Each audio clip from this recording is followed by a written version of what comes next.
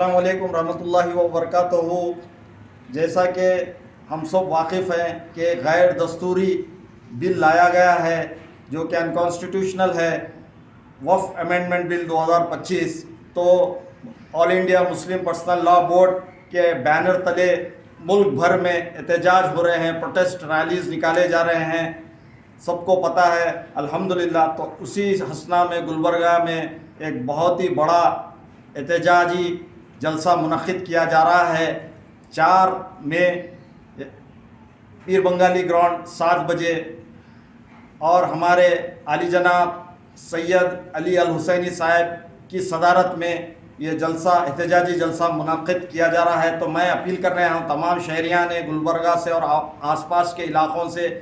خاص طور پہ مسلمانوں سے اور ہمارے برادران وطن دوسرے قوموں سے بھی یہ التجا کرتا ہوں کہ جو سیکولر ذہن رکھتے ہیں کہ اس کی مخالفت میں شرکت کر کے اپنے احتجاج کو درج کریں۔ 4 مئی 2025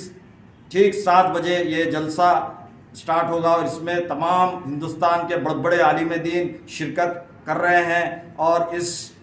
یہ غیر دستوری بل کے تعلق سے تمام لوگوں کو بتایا جائے گا کہ اس میں کیا کیا چیزیں ہیں جو غلط ہیں، اور اس میں بیداری پیدا کی جائے گی لوگوں میں۔